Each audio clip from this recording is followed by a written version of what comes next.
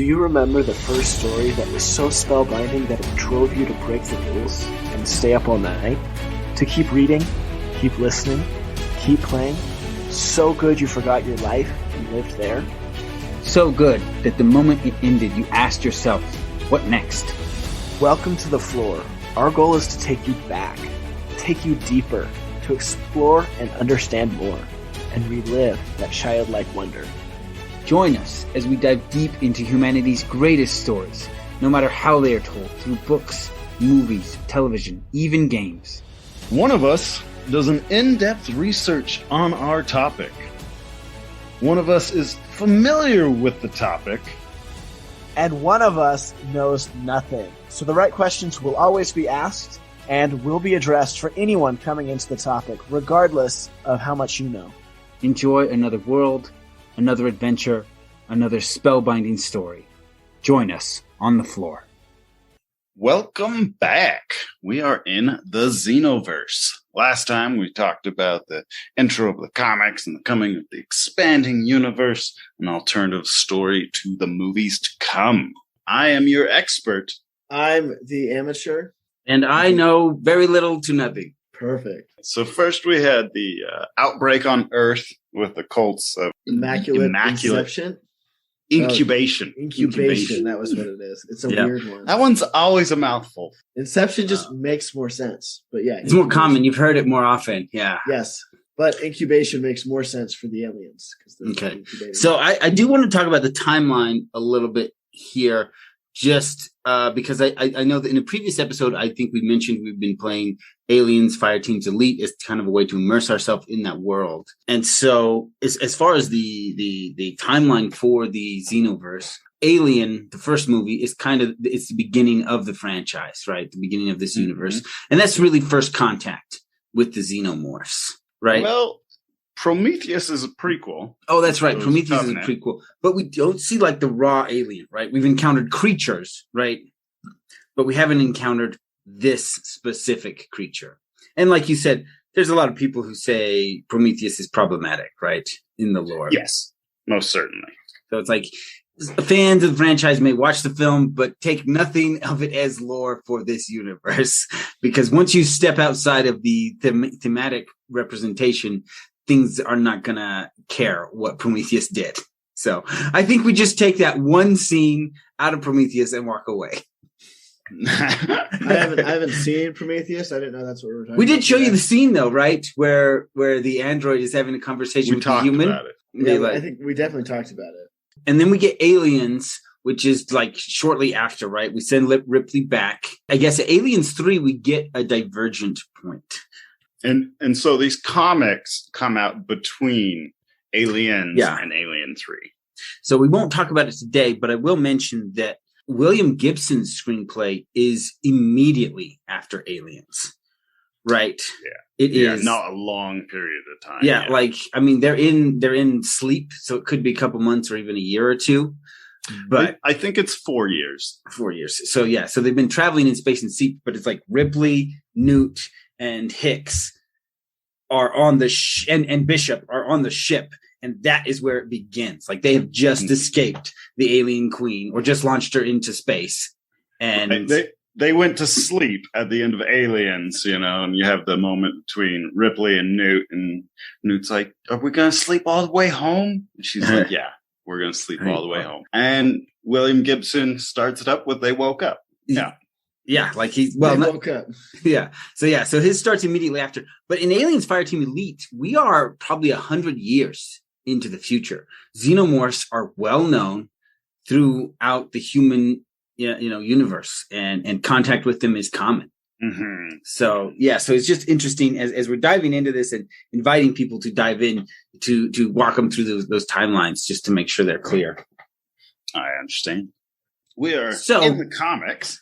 In the comics here, where are we in that timeline? Alien Fireteam's Elite, at least 100 years after First Contact, and then we have Aliens 1, 2, just beginning contact. So we're in the comics. Where are we in that timeline? So you saw Aliens, right? The movie. Yes. So give or take 12 years, 14 years. Okay. So this would be after Gibson's novel. But I think before Aliens 3, right? If I remember correctly, Aliens 3 is a little bit farther in the future. Yeah, Aliens 3, I think that's like another like 47 years or something. Okay. So Ripley goes into another deep sleep. I believe. I wasn't covering the movie today, so I didn't check all my bases on that. I might be wrong. Okay. Well, then next time when we talk, we'll make sure we watch Alien 3, get all the detailed lore, and can put that on the timeline for you guys. Yeah. Ooh, okay, so Aliens 3, Prometheus was before those, but nobody cares. Correct. And Covenants back then. This is Alien Outbreak, which is about 12 to 14 years after Aliens. Mm-hmm. And, we covered it last time that this was a 3-part series.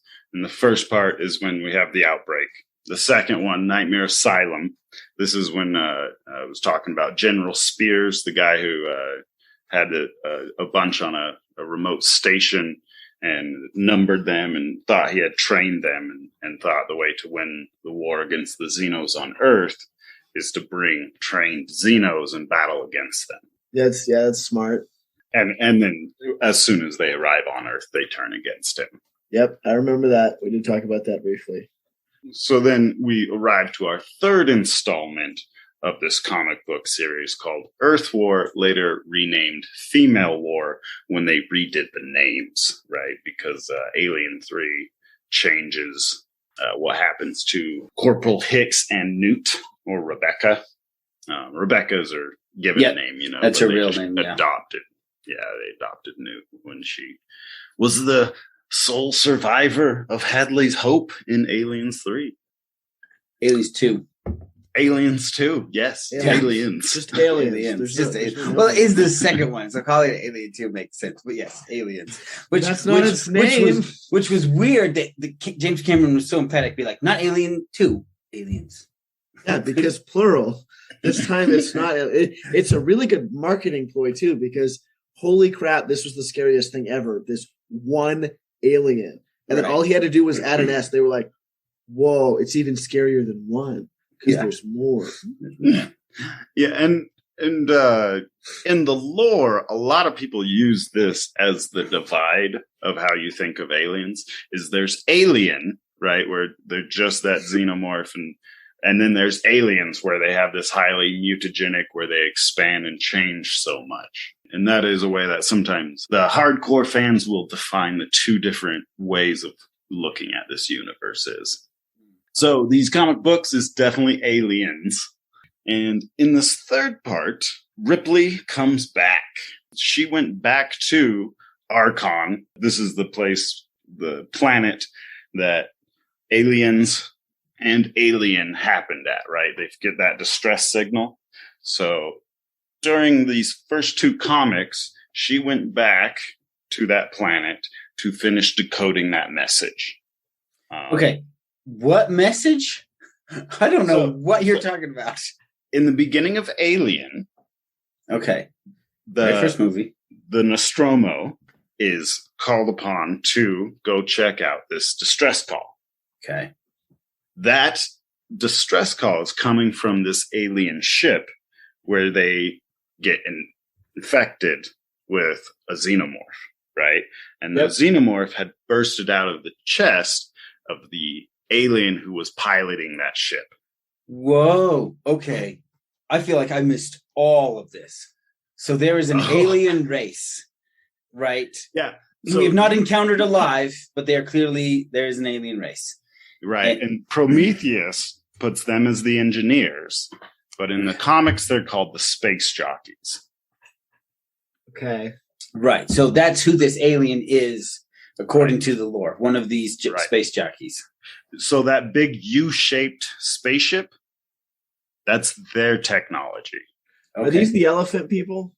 These are the elephant people. That's right. I knew we were going to get to those guys. Okay, in these comics, they're displayed as more of the elephant type person. Yeah.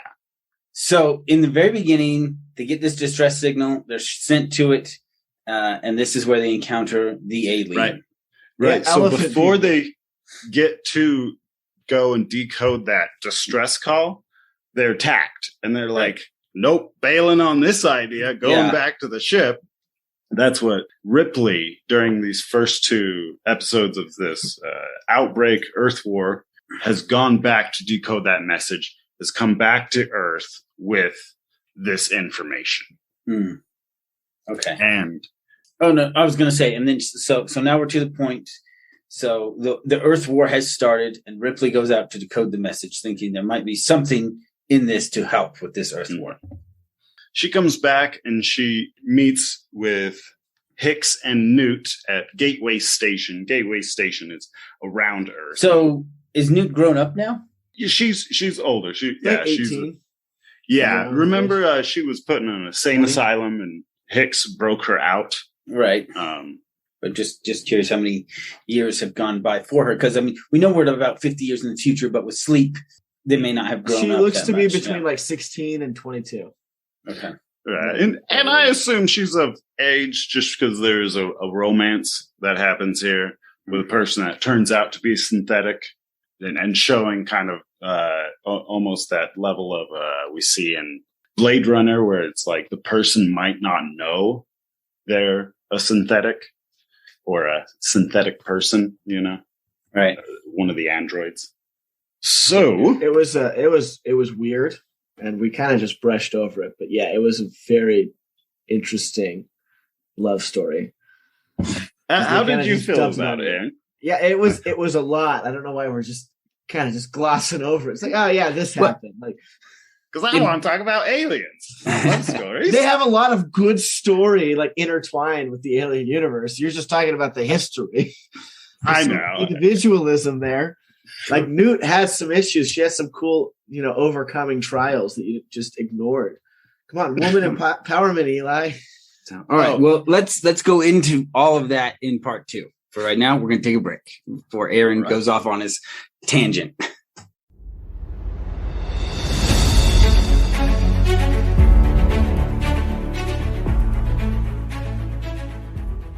Okay, so we have been mentioning at the end of our episodes recently about the treasure room, how, as Aaron likes to describe it, in the floor we go deep into things, but in the treasure room we kind of go wide.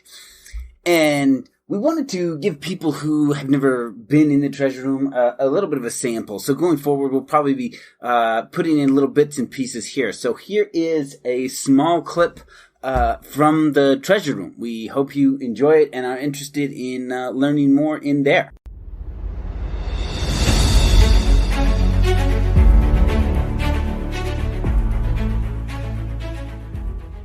You're in charge of terraforming a new planet.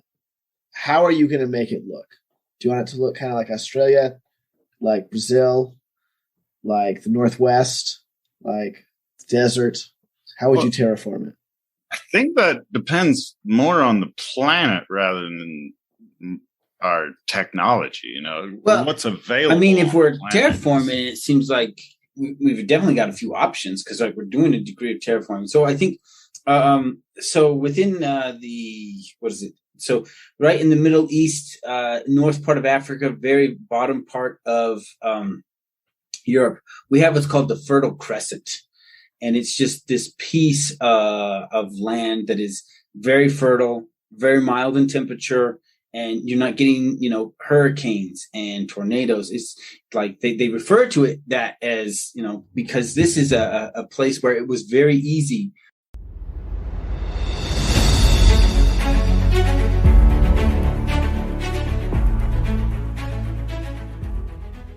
All right, so we're back. So we're talking about the Alien trilogy.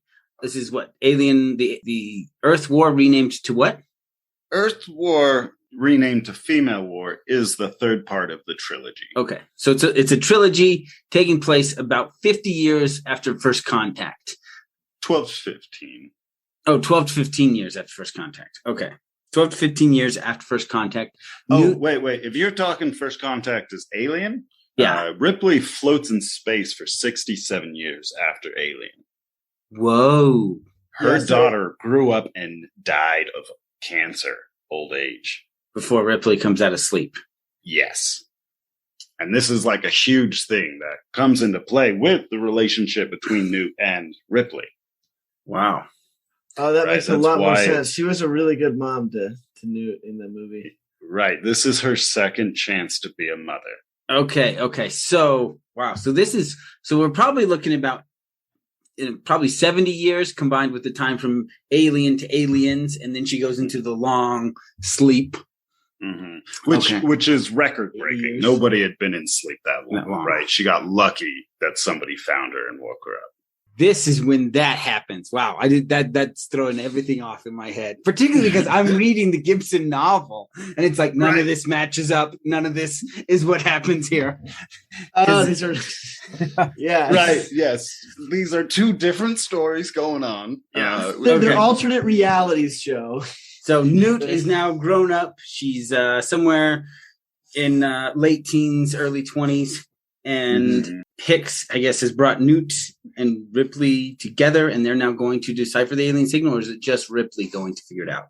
So Ripley is able to decipher a lot from that, but doesn't get what she wants. And what she wants is this alien homeworld. And I told you how Newt was having these nightmares, and she's kind of developed a psychic connection. Yeah. A lot of other people have done this as well, and they're referred to as dreamers. And it's common that they kind of see this singular giant Xeno queen that kind of calls out to them, as well as the rest of the Xenos. And so they believe that if they find this queen, that might be the key to defeating the aliens. So they're not looking for the home planet of the space jockeys. They're looking for the home planet of the Xenomorphs. Well, this point in spoiler alert. Same That place. is the same planet. Now, it's not known if this is where the Xenos are from, but the space jockey's planet was taken over by the Xenomorphs. And their role in this is they want to figure out how to get rid of the Xenomorphs. And so there's one in particular who is invested in observing what's happening on Earth. Does that make sense there? Yes. Yeah, that makes sense. So they come up with a plan. And so through the dreamers and the decoded message, they're able to find this planet. And they make an expedition out to it. Her, Hicks, a crew of Marines, Newt. Of course. Got to bring the Marines. Who else are you going to kill off, right? And they've Exactly. militarized a bunch of power loaders, right? So now they're all rocking these mechs to go to the planet. But this is like last ditch, right? So as far as the state of Earth, it's pretty much completely infested with Xenos. Survivors are few and far between. I'm pretty sure they left before the outbreak happened. They didn't that's know it right, was going on. Yeah, they And would then have by had the to for it to time be, yeah. They got back. Oops to daisies. And so they left to go find the alien homeworld, not knowing that there was a corporation breeding them. They were sent by the government, and there was a corporation breeding aliens that people didn't That's know right. about Yeah. because they had found a queen. They got lucky and they had found a queen and she was laying eggs. And then that's how like the Right. immaculate incubation people like overran that base, got in there with the Got queen, them out. and then started overtaking it. And that was after Hicks and Newt had escaped. Keeping in mind, though, that the comics has them named as Wilkes and Billy. Yeah, Wilkes for Corporal Hicks and Billy for Newt. And it's Wait, throws you off. Why do they call Newt Because Billy? they didn't Oh. want to say that it was technically not canon, but they, you know what I mean? Right. Like, So I alternate told reality. you the retcon where they had to like go and rename stuff because the Aliens 3 kills Newt and Hicks off immediately before the movie starts. Like it's like one of the first things that happens. They're like, these two characters are dead. Because we took too long to get this movie together. and deep fakes Newt haven't is been not a child anymore. yeah, and deep fakes have not been invented yet. So no. Yeah, oopsies. So the resurrection of Luke Skywalker as Mark Hamill as a young man. Be like, what? Be like, technology, man. Actors will never die. Humphrey Bogart's coming back. He's going to be the biggest star in the world, man. Again. Again, yeah. So, Ripley gets the idea that they will capture the queen. And Ripley does know that there's an outbreak on Earth. Yeah, because Ripley wasn't with Hicks Yeah. and Billy at all, or Hicks. And Nate. She was off decoding the message on Arkham. So when I read Outbreak, she wasn't even a part of it really at all. Yeah, she just shows up on this third part, the female war. Okay. Now, I wonder if you read the comics in digital version, if you could do a find and replace all for Billy and Wilkes and just switch them to make easier reading. Honestly, it was very confusing. I had to go back and watch Alien. It was like, oh, okay, so that's who they are, because I didn't remember these names. I could have sworn. Yeah, that was weird. All right, continue. So she's got this idea that she's got a big container, and she's like, we're going to go capture that queen. We're going to bring her back to Earth, because on Earth, they're observing what the queens are there. So there's multiple queens, but there's one queen mother. And the queen mother is the one that she wants to capture. And she believes that this queen mother is the one sending out this psychic calling thing. And that the Xenos have decided to make Earth one of their new home worlds. And Okay. trying to call. So their theory is that the Queen Mother, way back on the home planet of the space jockeys, is actually controlling the queens on Earth. Correct. And this is about 61.4 light years away. And so, yes, they believe that this psychic ability they have can transverse at least that far in space. Yeesh. Ripley's idea is that they will capture the queen and bring her to Earth. Wherever they put her down will attract the rest of the Xenos to her. And Now, nuke it. Exactly. They'll wait for them. Wait, to no, gather. back up. They're going to Yeah. get everybody there all together, and they're going to nuke them from orbit. That's Like they right. should have done in Aliens. Nuke the entire site from orbit. It's the only way to be sure, right? That's Ripley's way. Yeah. What is it? There's a meme where it shows a really thin, maybe novella, and then this huge, massive, like 5 books pressed into one book. And it's in the little thin one, it says the alien universe if everyone had listened to Ripley. And then it's and the other one is alien universe. Yeah. One looks like a novelette. The other one looks like a phone book. Yeah. 4 phone books. So they go to the planet, the xenomorphs on the planet. So I know we haven't gotten too much into the species itself, but the little guys that you see are called drones. As far as the aliens go, that's what you see in Alien. And that's what you see a lot of in Aliens, of course, other than the Queen. So the drones there are the size of queens. Yo. Do have the ability to rip these militarized power loaders limb from limb of an unskilled or surprised individual, right? They're going to eventually capture the queen and drag her back to Earth. While they're on the planet is completely covered in this xeno creep that you see a lot in Aliens.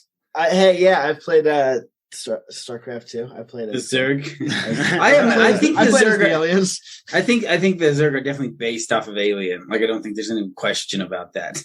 There's some heavy influence. Yeah, they're like, wouldn't it be cool if we had these aliens?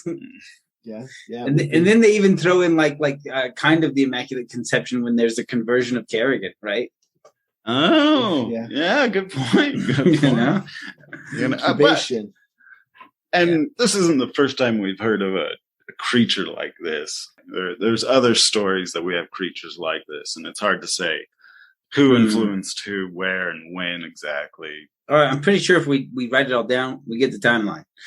All right. So, I'll work on but that there's one. also there's a concept called adjacent technology, and this applies to any idea or artistic endeavor. And so they talk about it's like rooms in a house, right? To get to certain rooms, you have to first enter the house. Then you've got to go into the hallway, and then you can go into the bedroom, right? And ideas and technology have this. And at some point, we are all in the hallway, and 4 or 5 people go into the room at the same time, right? Like, like within like 4 people filed patents for the radio in the same year. 7 people discovered anesthesia in like, different places across the US and Canada and Europe in the same year, because that it was an adjacent technology, right? Technology had reached a certain point, and that really was a very logical next step. And multiple people reached it at the same time. And I think that very much the same thing can happen in art as well. In the stories we have and are telling, they kind of lead our imagination to this next possible conclusion. And so you get this adjacent idea of this immaculate birth. Right. I've heard this phenomenon. Incubation. Sorry. Immaculate incubation. It gets you. It's tricky. But yeah. So I've also heard that phenomenon be called, it's in the zeitgeist, right? It's just out there in the world. And so, yeah, that's where like ideas and things are headed. Few other things we start to interact with in this story is royal jelly, with bees. You're right. You heard of the royal jelly with bees, where to form a queen, they feed it exclusively this royal jelly that'll make it morph into a queen rather than just a worker bee. Right. Yes. So they introduced that here as well as the royal guards who guard and protect the queen. These are the ones with giant shield heads. Okay. If you've seen those. So we've kind of got to wrap this up here. I'll give you a few minutes to do your little summary, but I do think we should do an episode, if not a mini episode, on the different types of xenomorph. Yeah, I think we should definitely. I'll do a creature episode on them for sure. Okay, sounds good. All right, give us a quick summary here, and maybe what we'll talk about next time, and then hit us with the treasure room question. So this will kind of wrap up this trio that we have here, and it doesn't give us a finale other than people escape, which I guess is kind of finale Nelly. Do they not nuke them from orbit? Not in this series. So we just guess. Nobody will ever listen to Ripley's advice. The plan is to wait 3 to 6 months and stockpile nukes ready to nuke site and observe the Xenos until then. They didn't put her down on Earth, though, right? Probably unlivable for the next 1,000 years. Yeah, they should put them on, Mars or the moon, or not, Earth. The nukes? No, the alien, wherever you're gonna nuke her. Well, Earth is already infested with aliens. So the point is to drop her down and attract all of the other xenomorphs that are on Earth to one area. So we only got to nuke one continent, not all of them. Right? So you don't glass the planet, you just glass one continent. Okay, so I guess I have a treasure room question for you guys then. You ready? Ready. Which continent do you want to glass? Which continent do you want to glass? All right. We'll talk about that in the treasure room. So I guess I do have a question. So in this little trilogy of comics, they come back, they drop off the queen, and they never nuke. They have a plan, but that's the end of it. It's kind of left open-ended. Right. They're in that waiting period of let's see what happens. It finishes off with Newt has to go save her daughter figure, and then Ripley has to go save Newt, and they're able to escape the planet. If Ripley doesn't save everybody, it's not an alien movie. Well, she doesn't. No, she saves one person usually. Yeah. Well, that's usually because they're the last ones alive. Last one, like the only one that listened to her. All right. Let's wrap this up. Thanks for listening. We hope you've been floored, and now go floor your friends. And join us in the treasure room. If you enjoyed this episode and want more on the topic, we record a special treasure room for our patrons after every episode. In the regular episode, we go deep. In the treasure room, we go wide. To enjoy the bonus content, sign up at the fluorite level or higher. There is a treasure room for every episode. from August 2021 and on. That's double the content. 2 episodes a week instead of 1. Go to www.patreon.com/floor, fantasy and lore. That's floor spelled FLORE. Select the Fluorite tier or higher. Immediately after each episode is released, the Treasure Room will post the bonus audio on Patreon. They are identified by the tag Treasure Room After and the title of the episode. You can also do a search for the keywords Treasure Room and find all the content you've been missing. Thanks for listening. Leave us a review. Tell us why you like listening to us. Is it our awesome deep dives? Is it our amazing back and forth? Is it our charming good looks? What would you like us to add or change? You can put that in the review as well. We read reviews. Yeah, and if you're going to be leaving us a review telling us what you like about it, maybe you even want to share the content with your friends. Like and share on social media. You can join us on Twitter and Facebook. We post memes. And we actually started a Discord, so come play with us. So a lot of the worlds we cover have a retcon. If you're not familiar with that term, it's reconstruction. Or sometimes we might use a bad source for some of our lore research. And if that happens, feel free to email us at floorfantasyandlore@gmail.com. That is floor spelled FLORE, fantasyandlore@gmail.com. And if you're angry enough, we'll read it on the air. Yes, we will. Also, the Treasure Room is now available. We have locked a few secrets for everything we cover in there, and each week we add more. And you can find the Treasure Room on patreon.com/floor, fantasy, and lore. And how do you spell that, Aaron? That's lore with an F at the beginning. So it sounds like floor, but it's not the floor you're thinking because it's our floor. We hope you enjoyed your time on the floor. Think about your favorite part of the episode. Now, think about your nerdiest friend. Who is it? What is their name? They want to know about the floor. Stop holding out on them. Go and tell them about your favorite part. Because all of this is more fun together.